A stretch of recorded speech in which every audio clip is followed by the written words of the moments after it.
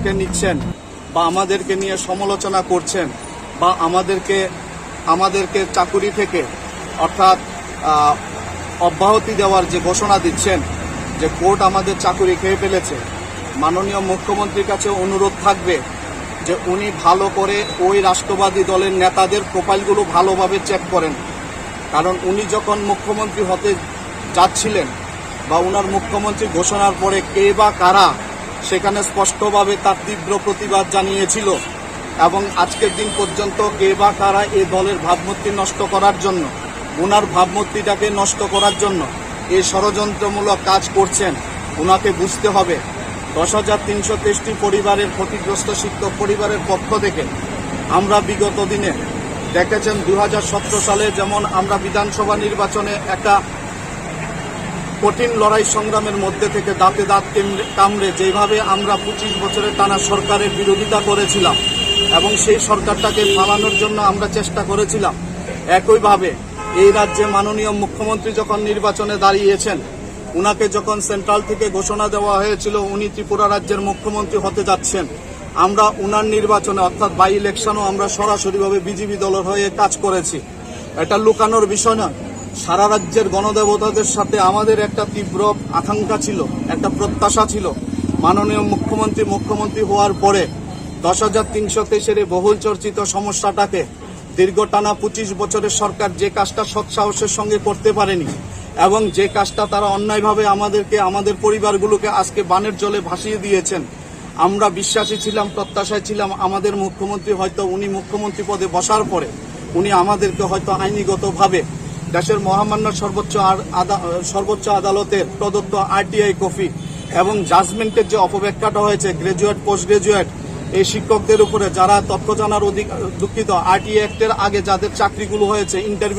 ইন্টারভিউগুলো নেওয়া হয়েছিল, এই শিক্ষকদের উনি অন্তত শিক্ষা দপ্তরের পুনর্নিয়োগের মাধ্যমে উনি বাঁচাবেন এবং তৎসঙ্গে যারা প্রাইমারি টিচারের চাকরি পেয়েছেন তারাও আরটিআই অ্যাক্টের আগে তাদের ইন্টারভিউটা হয়েছিল। সবাই জানে 2002 সাল 6 সাল এবং 9 সালে ওই বেকারদের অর্থাৎ যারা আজকে চাকরি প্রাপক এবং যারা চাকরি পেয়ে শিক্ষকতা করেছেন ওই শিক্ষকদের অর্থাৎ 3টা সালে তাদের ইন্টারভিউ 3 দফায় নেওয়া হয়েছিল।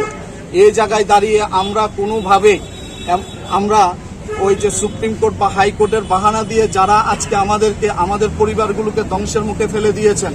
মাননীয় মুখ্যমন্ত্রী ভেবেছিলাম যে উনি আমাদেরকে বাঁচানোর জন্য সেই চেষ্টাটা করবেন।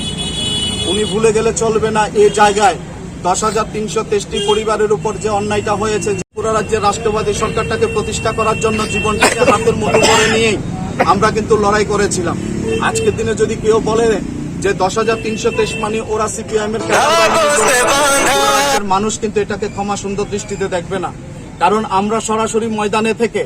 আমরা কোথায় ছিলাম, আমরা কি সরকারি চাকরিজীবী সেটা আমরা ভুলে গিয়েছিলাম। কারণ টানা 25 বছরের বাম প্রশাসন থেকে মুক্ত হওয়ার জন্য এই অবস্থায় টানা 15 দিন আজকে আমরা যারা অভুক্ত অবস্থায় রাস্তায় বসে আছি, আমাদের পরিবারগুলো না খেয়ে মরতে বসেছে, কেননা একমাত্র আর্নিং মেম্বার পরিবারের আমরাই। তো এই জায়গায় একজন মুখ্যমন্ত্রী উনি ত্রিপুরা রাজ্যের একজন সজ্জন ব্যক্তি হিসাবে আপামর জনসাধারণের কাছে পরিচিত। আজকের দিনে দাঁড়িয়ে উনি যদি আইনের বাহানা করে, সুপ্রিম কোর্টের বাহানা করে, হাইকোর্টের বাহানা করে উনি যদি আমাদেরকে এভাবে রাস্তায় বসিয়ে রাখেন, তাহলে কিন্তু আমাদের এটা দুর্ভাগ্য হবে এবং এই ত্রিপুরা রাজ্যের জনগণ কিন্তু আগামী দিন তার যোগ্য জবাব দেবে। কারণ এই অসহায় শিক্ষক সমাজ নির্দোষ, যারা দোষ করেছিল তৎকালীন সময়ে যে সমস্ত আমলারা এবং আইনি পরামর্শদাতারা তারা কিন্তু আজকের দিনে বহাল তবিয়তে আছেন এবং কেউ প্রমোশন পেয়ে আইএএস ক্যাটাগরিতে গেছেন। আমাদের অনুরোধ থাকবে আপনারা যে তদন্ত কমিশনটা গঠন করেছেন সে তদন্ত কমিশনটা আজকে 2 বছর হয়ে গেল, কেন আপনারা জনসমক্ষে আনছেন না? মাননীয় মুখ্যমন্ত্রী মহোদয়, আপনার মতন একজন সুপণ্ডিত ব্যক্তি আমি মনে করি এবং আমরা ক্ষতিগ্রস্ত শিক্ষক মনে করে আপনি অন্তত এটা জনসমক্ষে তুলে ধরবেন। কেননা আপনাদের যে সরকারটা আছে পূর্বতন সরকারের নাই আইনের প্রতি বিদ্যাঙ্গুষ্ঠ দেখানোর সরকার না, এই সরকারটা হচ্ছে আইনের প্রতি বিশ্বস্ত সরকার এবং আইনকে বিশ্বাস করেন এবং সংবিধানকে বিশ্বাস করেন, আমরা সেটা মনে করি। আপনারা অন্তত এই ঘোটালাগুলো থেকে অর্থাৎ যে এত বড় একটা স্ক্যাম হয়েছে 10,323-এর উপর, প্রকৃত দোষীদের শাস্তি দিয়ে নিরপরাধ শিক্ষকগুলোকে আপনারা বিদ্যালয়ে পুনরায় বিদ্যালয়ে পাঠান এবং দেবপম সেখানে ছাত্রদেরকে পাঠদান থেকে আমাদেরকে বিরত রাখবেন না, সেটা আমরা বিশ্বাস করি। 143 জন শিক্ষক আজকের দিনে প্রয়াত, আমাদের মধ্যে পিএইচডি হোল্ডার, গোল্ড মেডেলিস্ট যারা, তারা পর্যন্ত আজকের দিনে এই চাকরি যাওয়ার পরে সামাজিক মর্যাদা হানির ভয়ে তারা কিন্তু আত্মঘাতী হতে বাধ্য হয়েছেন। 12 থেকে 14 জন শিক্ষক শিক্ষিকা